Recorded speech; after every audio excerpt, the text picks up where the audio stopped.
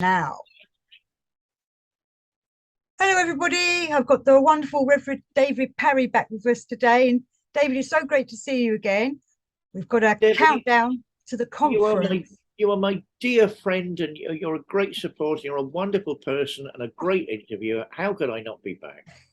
Oh, thank you. Oh, my ego is fluttered and flustered. So tell us, I was just saying we've got the countdown to the conference, only a couple of months, and he said a couple of weeks, couple of months now. Just remind people where they can get tickets for the Nephilim Anthropology Conference. Well, I mean, this will be the third meeting of our Nephilim Anthropology Conference UK. Excuse me, we're a unique gathering of scholars and artists, religious professionals, by which I'm trying to disguise the word clergy, who are multidisciplinary, and we're looking basically for the truth behind an old story. Were there giants in the past? Are there lost civilizations? And if there were, how does that impact us today? Some of us believe. Does that include me? I've got to think about that. That the word Nephilim in the Old Testament refers to giants. They were the forbidden offspring of a group. Species might be the wrong word, but it might be the technical word.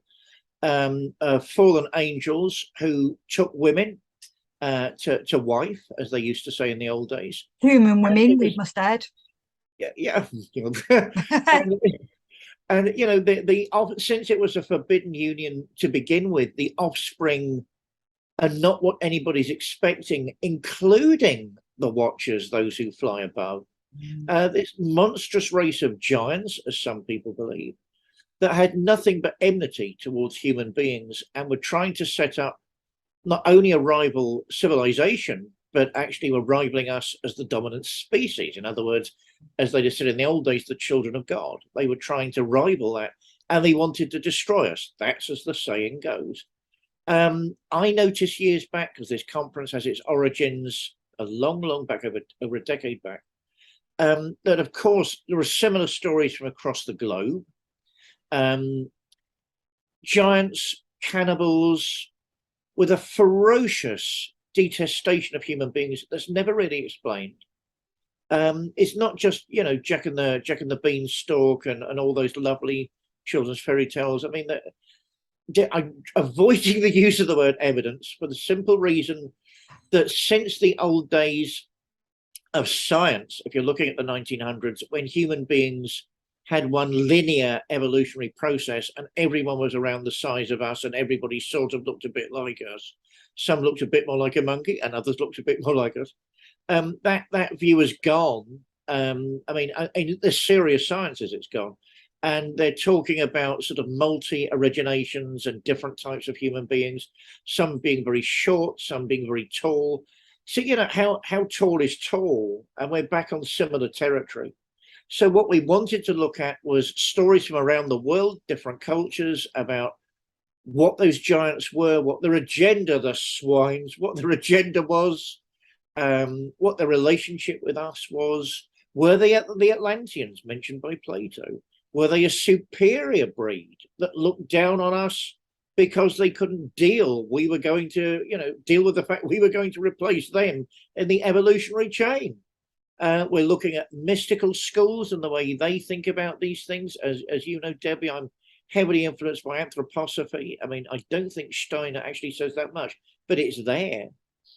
This is Theosophical Society territory. The descending arc of spirit. Certainly, Blavatsky would have said these giants were etheric in nature, etheric and astral. They weren't physical in any way recognizable to us nowadays. So, and that explains the height and the power, the potency. And why were they so angry with us? Because we are going to replace them in the great arc of spirit as it descends before it rises again. So we're looking at those ideas. We're looking at occultism, religion, theology, archaeology. So I'm really the wrong person to talk about with this because I'm not sure what my attitude is. I think the smile might have given it away. Some people think there are artifacts and evidence of these beings. I don't want to get in. I've got enough academic arguments to be involved with myself. You know, I don't want to get involved in others.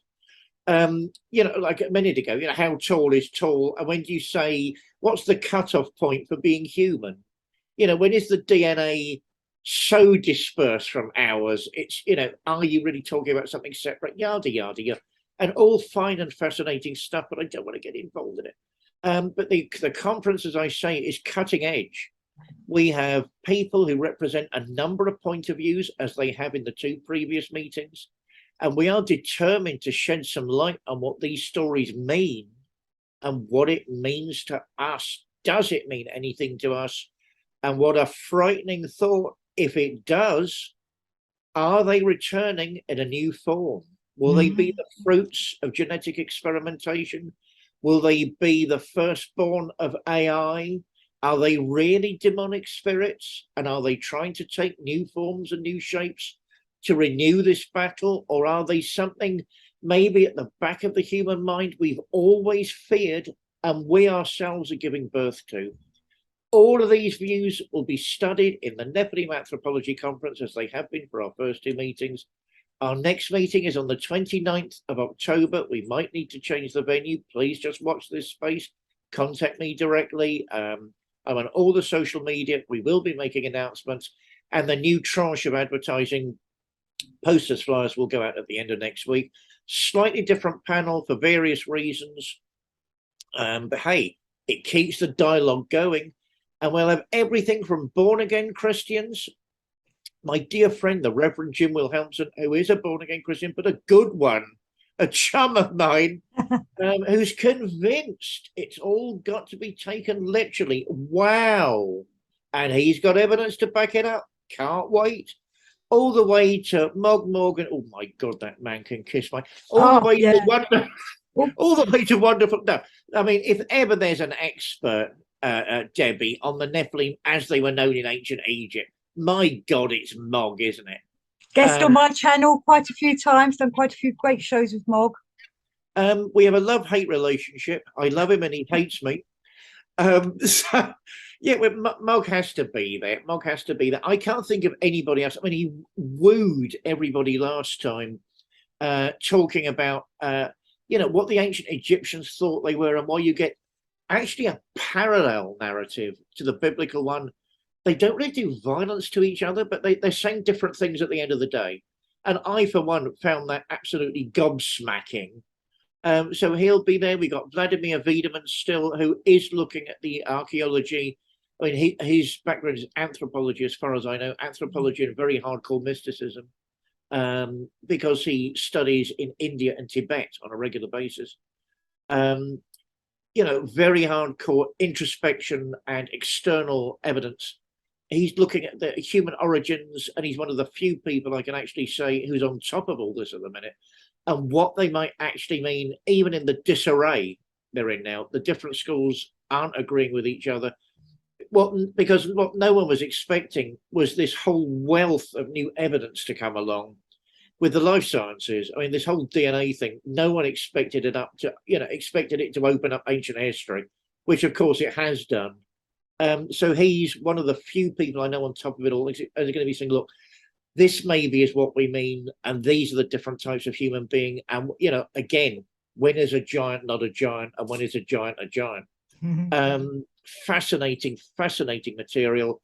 We've got the amazing Heather L. Arnold, who, of course, has actually been to the places she writes about and looking at the sort of oceanic evidences of giant civilizations. We've got the wonderful Luke Ironside, who will be given, I mean, some of it's in person, some of it's online. He'll be talking about the theosophical aspects of it all.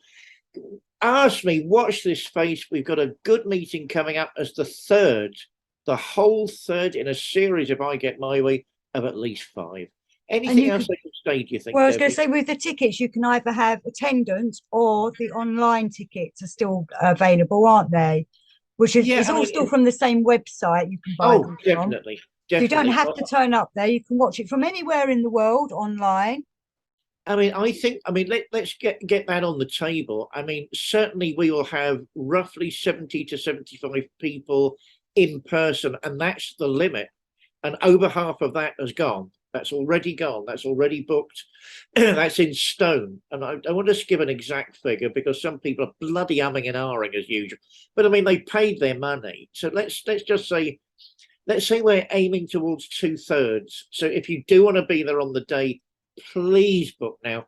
But why do you have to be there on the date? My God, you can hear it all through the live streaming. You know, you can ask questions. We're making this as interactive as we possibly can. From the safety and security and happiness of your own front room, you can be a contributor to this conference. I'll read it out again. Right, what's the acronym? You know, Nephilim Anthropology. NACONUC, NACONUK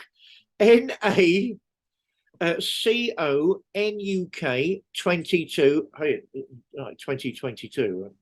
So NACONUK 22 evanbright.co.uk, and there's nothing stopping you being there astrally on the day and asking our scholars, our creators, our holy people, you know, what this thing, you know, what does it mean to you as a person? What does it mean generally? Join into the fun, and you know, let's get that broadband, that broad width strained beyond all measure, because that is a very good thing to do. What we might be doing is holding something on the 30th, which would just be basically something very informal at my church. A couple of pizzas and a couple of online presentations. Sadly, Hugh Newman, I mean, not sadly for him, sadly for us, he'll bloody be in Egypt. Sadly, Hugh Newman will not be there in person this year, but he's very kindly offered to make a presentation this year, and he'll be with us next year. But we do have the remarkable, the angelic, the celestial Maria Wheatley, who will be with us also in person. If you want to get your ley line measured, this is your opportunity. I sure love that. So, you know, we've got some wonderful people on the day. Don't be put off. And a surprise super guest, which isn't me, I've already announced me. A surprise super guest, which we're finalizing arrangements with at the moment. So this really is a conference that's worth going to. Expand your mind, change your parameters, because there might be much worse things going on than the possibility of another lockdown. There might be much worse at hand. Be prepared. It's going to be Lord great. Richard used to say, be prepared. Anything else, Debbie? What do you think? Right, one moment.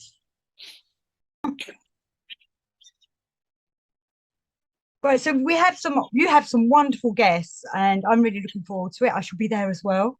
You will indeed. And one of the guests that would have been wonderful to have is one of our late great friends, Steve Ash. And we were talking about him, and we thought we'd do a little show, a tribute to him. And I've got here his book, The Spawn of Asiel.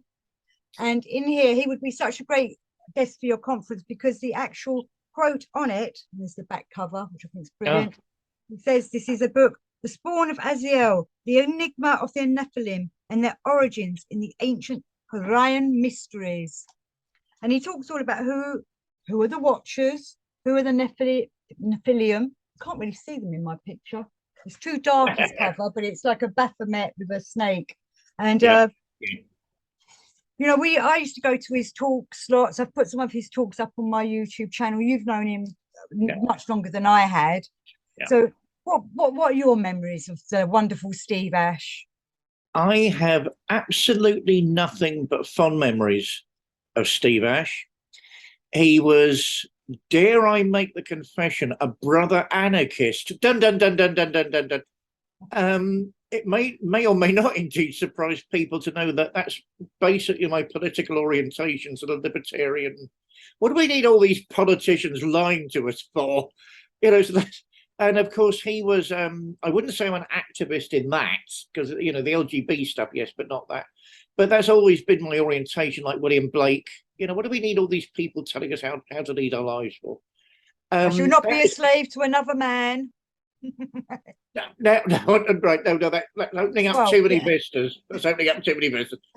Well, it came out because I used to, I mean, he hardly ever spoke in public. You'll probably remember that.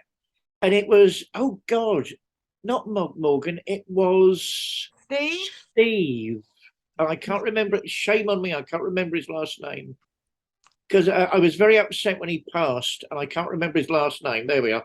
Yeah, how I about just that? always knew him as Big Steve, but he used to run the all kinds of meetings. And Yeah, again, I have talks of his on my YouTube channel where I yeah, was lucky yeah, enough to record him. yeah. Well, I mean, I spoke at some myself, moot with no names, secret chiefs, and all that sort of stuff. Had a great time speaking with him. I mean, I knew Steve through Christopher Johnson, who, of course, was the editor of Scoob Books. Not really a rival of Atlantis, but they did Esoterica as well. And sort of Steve. I mean, Steve just was he a druid? I never could put my finger on. I mean, he was good friends I with thought he Caroline dabbled in Wise. everything. Yes, he was very good friends with Caroline Wise. He was Yeah. very knowledgeable in the ways of magic. I Oh, don't actually know very. if he performed the ways of magic. Yeah. I always thought, he was a tall, thin guy with long hair, Yeah. so he kind of looked a bit wizardy. Yeah. Bless him. Yeah. Well, But I mean, Caroline does. We know you do, love. We know you do. What is Fellowship of Isis? Isn't she Fellowship of Isis? yes, I think so. I'm not. I get them all mixed up, to be honest, because I don't get involved with any of them. So Oh no, no, I love it. I love a good Barney. I love a good esoteric Barney.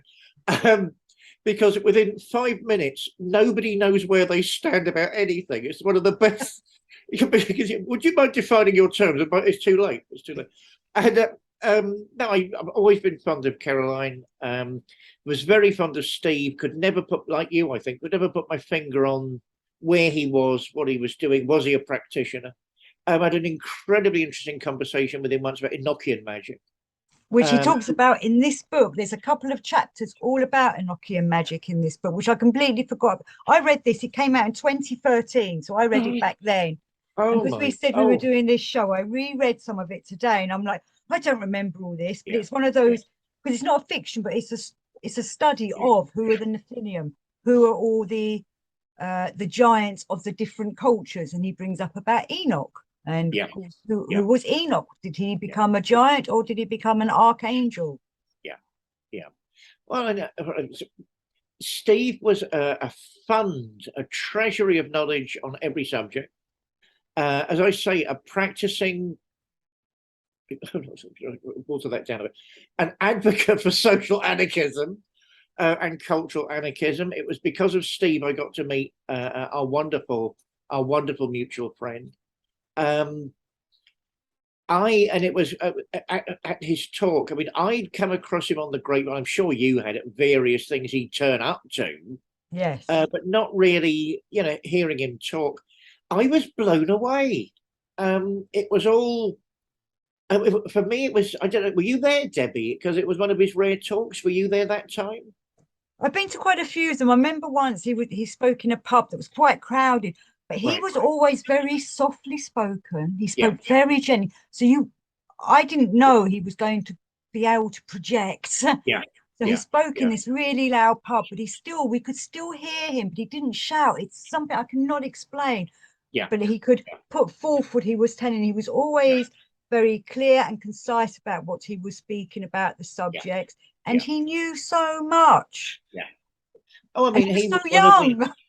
Well, I mean, because you couldn't shut him up. Once he started, he wouldn't stop, which is always the sign of a good speaker. I mean, he was going to be one of the original panelists on the original Nephilim Anthropology, and going to speak about Harari. That's it, all in here. Yes. Yeah. And some of those wonderful mysteries of that particular culture. Hurarian, was that it? That's it, the ancient Hurarian mysteries. Because that's what I didn't know about. I knew about Enoch, but he comes at different angles on that. He comes at different angles about Jesus in this book. Yep.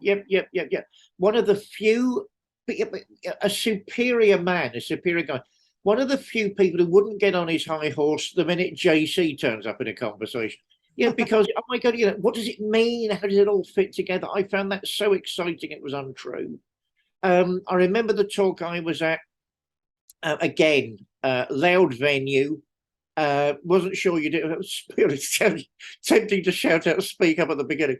But I mean, he projected like any good actor. Certainly a little bit of a fracas burst out at an adjacent table.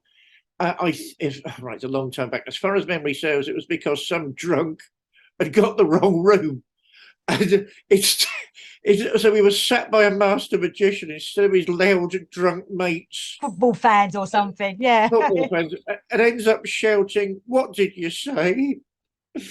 Right, you must have heard him, love. You sat next to him, okay? And Steve wasn't nonplussed, but he wasn't sure what to do. And as this guy ended up leaping over a table, saying he'd heard enough. Right, so that's the alcohol kicking it, is it? And somebody pointing out Steve had just been talking about chaos magic. Was that an example of it? And what impressed me was twofold. Number one, he didn't say no. No, he didn't say no. And the second bit was he said, "Oh, you mean simple things like that when we're talking about mystery?" And oh my God, mystery with a capital M meant a lot to Steve. And it was like all of these things were somehow a run-up to, a personal dialogue, a personal duet with mystery. I sat there gobsmacked. I mean, I'd met him a couple of times previously. He had those chef's trousers with the black and white diamonds and that sort of bloody annoying headscarf. That was the only point of criticism. And I thought, well, you're going to be mobbed after this talk. There's no point saying congratulations. It went brilliantly. I'll shout it from the back. And yet, surprise, surprise, he was mobbed. People were there asking all sorts of absolutely bewildering questions. So I just waved and left from the back. I think he knew I meant him well, and he knew, that was just superb. It was absolutely superb. His knowledge of history, archaeology, his knowledge of comparative magic, yes, there is such a thing, was just mind-boggling in a way that evening I'd never come across previously. I'd heard him speak here and there, as I say, normally in the audience, other speakers. We'd had a couple of private chats over the phone. He defended my own anarchist position to a lot of other anarchists. So I was always in his debt. I'm still in his debt, which is why I suppose to come to the chase. What I'm also trying to do in this conference is develop the Steve Ash Memorial Lecture. We had a go at it in our first online recorded version of the conference. We didn't get the chance at the sort of venue, the Royal Asiatic Society, where we met the last August, because time constraints were horrendous. But I'm determined that idea isn't lost, because he was just too much of a kind man, too much of a spiritual giant, an incredibly gifted writer. If anyone hasn't seen that book or any of his scribblings, you're missing out. Okay, that is worth reading. It's a work it's a masterwork, and he was planning to develop that into a much greater and bigger project, which is the shame of it all. We're reintroducing that this year, so I'm going to be quizzing everybody about what their recollections of Steve Ash is before we reinitiate that process. And I'm determined that very great man and his work, the two go together, aren't going to be lost in the mists of time, because that really is worth preserving and remembering.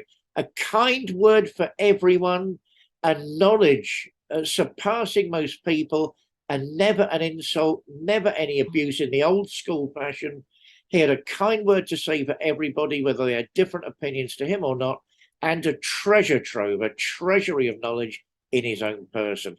I don't know what you think of that, Debbie, Absolutely. but that's my recollection. I couldn't put it any better. I would say that he's an example, or he was to me, of a way of being able to debate with people without actually turning to fisticuffs or arguing or getting on your high horse. But then I think he had that persona around him where everything was calm anyway and gentle. And because he had that soft, gentle voice as well. He was genuinely interested in the debate. I mean, he had that habit that people don't have nowadays of wanting to learn from other people. Maybe that he said to me at one point, maybe there's something he'd missed. Maybe there's something he hadn't read, and there's nothing wrong with a different point of view. I remember that one to this day. And he would genuinely get involved in sometimes animated conversations, admittedly, but to learn, to understand, not to denigrate and not to attack. I think that's a habit of discourse that needs to return, because at the moment we're all offended by next to nothing, and we're not even listening to each other. Yes, maybe it's time sadly. to listen to each other again, and we won't be so offended once we're working out what we're all saying to each other. And people like this won't fall into obscurity, the type of obscurity that really isn't deserved. No, exactly. I actually got to discuss a lot with him when I private time with him. We used to talk about the Watchers a lot Yeah. because I bought my book out on the Watchers probably a couple of years before he bought this out, or maybe the year before. But we were both researching it at the same time, where I was coming it from, I wrote my book in a fiction style, but I wanted to get as much fact as I can, or I could at the time. So we were both researching who were the Watchers. Were they fallen angels, or Yeah. were they angels first that then became fallen, and then had the what you was discussing at the beginning of this show of going off and having sexual relationships with them women and bringing forth the Nephilim and such forth. Yeah. So I used to chat with him quite a lot about things like that. He tried to start his own society, didn't he, for a while, and he managed to do it for a few months, and then to all our shocks, like I don't know if you knew, but none of us knew he was ill. I don't even know if he himself knew he was ill. Debbie, it came as a total shock to me when I heard of his passing. Mm. And I knew previously, as you did, you know, what a private man he is. He doesn't really want other people burdened. How about that for a giant? He didn't want, knowing him, he wouldn't have wanted other people, you know, fussing around him and being burdened with something sad. No, I heard when he passed, I was shocked. I think it was Geraldine in Atlantis that told me, but I'd have to dig out my notes because I write things like that down. Didn't know what to say, went into a complete seizure of conversation, which is unlike me, for the rest of the day, and thought, oh my God, you know, there's a man that really was going to make a difference. I mean, I'd heard of some of these meetings and the society, because he had big ambitions, excuse me, that he was trying to set up. I mean, again, it wasn't meant to rival anything. I mean, back in those days, oh God, was it the Moot with No Name and the Secret Chiefs? Weren't they rivals or something? Well, I wouldn't like to think of them as rivals because the same people went to each one. But he was trying to do one. That's never stopped anybody. Most people are tarts underneath. He wanted to do more of the mysteries, didn't he? And he didn't feel that there was a group, if I remember rightly, about the mysteries and passing on that kind of knowledge. I do vaguely remember something about that happening. Well, if I'd known he was going to pass, I would have paid more attention of what his plans were. But well, I mean, I was actually planning to turn up to some of these meetings, you know, and at Sod's Law, I'd heard that the second one had happened, and I thought, oh God, I've really got to make the effort for the third one. And I don't know if that took place because I heard nothing from anybody after the second meeting. I'd heard he was aiming very high, and it really was a debating society, you know, where you'd have a set theme and people would work around it. And I don't know if he was at the stage of inviting guest speakers, but I know that had been on his mind. I think that was on his mind because he was running them, wasn't he? He was mainly doing the talking, bless him, and then inviting us, the audience, to partake. And I know us British can be very, what do you mean I need to discuss what you've come here to tell me all about? You know, people don't want to do seminars, we want to hear. But, you know, I think it's a good thing to do. And I could see the possibility, and he can get people talking. You know? And you do get people that want to talk about them kind of subjects. His skills at making things immersive, way before that had become a real term, were absolutely incredible. And he could get people from polar opposites chatting. I mean, oh God, who was that guy that wrote the book on the tarot that got up everybody's nose? I'm sorry, Gerald Suster. Sorry, Gerald. Sorry, friends and fans of Gerald. I mean, he did go through a phase of it. Let's all be honest. I mean, I loved his book on the tarot, to be honest. But Gerald, I mean, rumor on the street has it, he even managed to get Gerald discussing things with other people as opposed to being lectured, which I thought was on the verge of a modern miracle. So that shows the kind of man he was, and he's like he was taken to us far too young. I think if it happened in this day and age, we'd be going, he was targeted, he was taken out because he's the good. You know, and that's the saying goes, you know, the young die far too young. I mean, the good die far too young. We mustn't rule any of that out, of course. I mean, you never know for certain what was it on the X-Files? Agent Mulder says, just because you're paranoid, it doesn't mean they're not out to get you. You know, I mean, yeah, I mean, whatever the explanation is, although I suspect, sadly, there's something a lot more prosaic. He was taken from us far too young. The good do die too young for whatever reason. That's why I'm 64. And no, I mean, if there's such a thing as a cult London, I've never known whether I went for that phrase or not. I mean, I moved up to London in the early 80s from Hampshire. I was involved in the scene before that because I used to do eponymous day trips to come up and see what was going on. And my first point of call was always the Atlantis bookshop.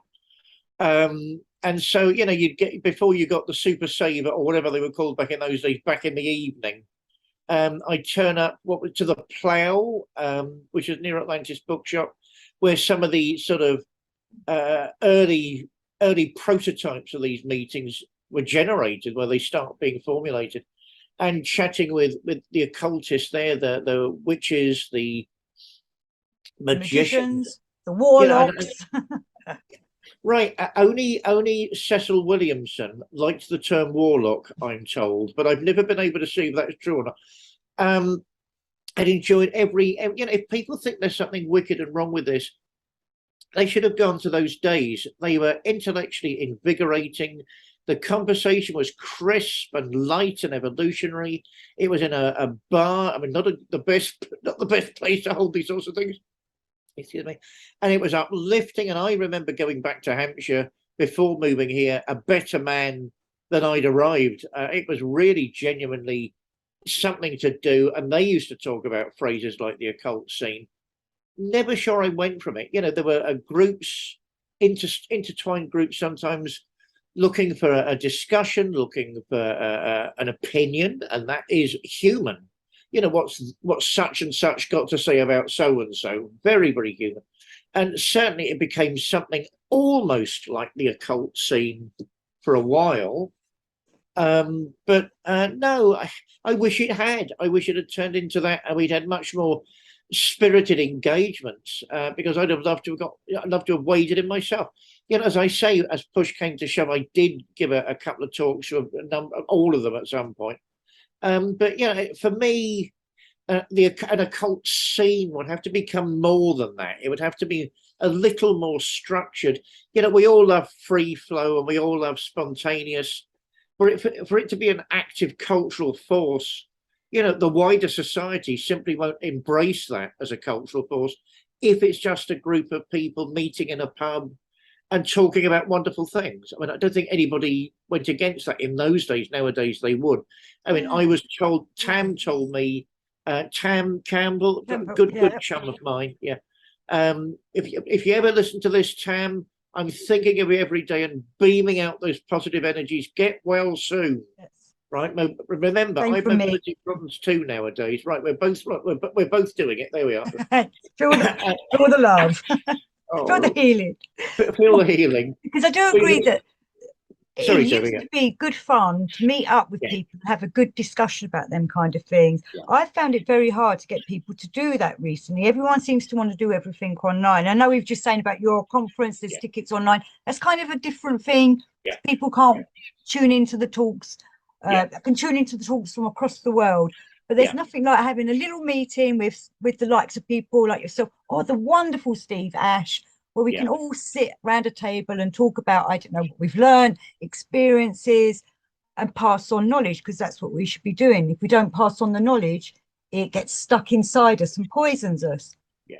Plus, we need that knowledge to turn into wisdom. And Steve Ash was a wise man. he was a word I'm loath to use nowadays because too many people are misusing it. He was on his way to being a master druid, and I think you know exactly what I mean by that, Debbie. You know, he knew about wood and stone. He knew the ways to talk to wood and stone and about wood and stone. And that's not me attacking the Order of Druids. I think there are some absolutely remarkable people actually in that order. But if we're looking at the classic definition, you know, a druid wasn't just someone that developed within an order of seers and sensitives. Sometimes, you know, the master druid would come from outside that. And Steve was a pure example of someone that deserved that epithet and that level of praise. And I lost my copy. I got to try and get another copy of that book. I mean, I've moved innumerable times since those days, because that's life in London. And some of my, of course, as I said on the show previously, it might not be that. It might be the light fingers of the people who used to visit me and notice an interesting gem upon my occult bookshelves. It might be that. So I'm desperate to get another copy of that. But, you know, what I miss most of all, I think, is what would we have heard of Steve's presentation at the original Nephilim Anthropology Conference? And he'd also promised me that he'd then do an auxiliary to that. He'd do a second talk about its relation to anarchism. And I said, oh my God, that's so interesting. Where is all that leading us? And he didn't have time to say where it was all leading us. So we'll never know. We'll never know what was at the back of his mind. You know, that incredible mind. Terrible, terrible, terrible shame. I'm sure he'll be at the conference in spirit. Definitely. You know, and if any of you do attend and you see a guy walking about in, like David was explaining, these kind of checkered trousers that look like chef's trousers and a nice headscarf that kind of looks a bit 80s rock and roll, that would be Steve. Oh, I'm sure he's with us all. I mean, I do believe in tutelary spirits, clan spirits. I do believe in all of that. And he's one of us, and a treasured one of us, and someone that's looking after us on a number of worlds at the same time.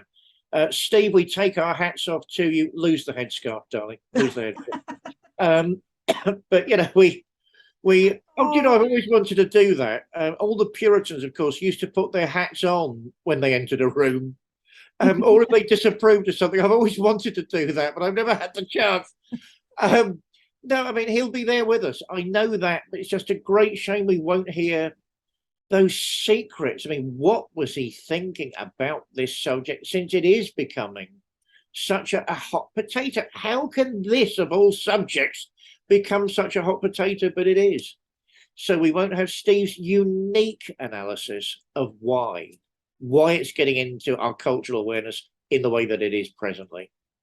I'd love to hear from people who are watching this show that had memories of Steve. If they wanted to put anything in the comments, and me and David would love to read them, because, you know, it's just nice to know what reactions other people had with him and interactions and how he affected other people's lives. I'm sure there'd never be a bad word, because I just can't see that ever happening, but we'd love to hear from you all. Definitely. I second that 100%. And if you have any gems that you want to send Debbie or myself, we will weave them into the Steve Ash Memorial Lecture. Yes. You know, I mean, the part of the problem is his private life was private. And yet we don't want to delve into domestic issues, but we do need anecdotes, more information. You know, yeah. Less headscarves and more information. Well, I'm going to bring this to a close, David, because I think it's wonderful that we've been chatting about our dearly missed friend. So everybody, it's the Spawns of Asiel. My cover's kind of been warm, but I had to write it in myself. The Spawns of Asiel by Steve Ash. I'm sure there are probably copies available somewhere. So good luck in finding all that. But thank you, David, very much. And we'll see everybody at the conference. Hopefully we'll do another show before the conference anyway. Debbie, I love this show. You're doing an incredible job. We need more people talking about these things in a sane, balanced and rational way, because they are great lights in human life. We need what you're doing in abundance, and you're almost beyond comparing this show. Friendly, funny, my God, and there's a combination that's missing nowadays, and knowledgeable. So I'm deeply honoured. Thank you. And back to you too, sir. So we shall speak again soon. If you stay on, I'll just end the show. Stay on and we'll say our goodbyes. But thank you, everybody, for watching and listening, and speak to you all in the next show. Peace and out.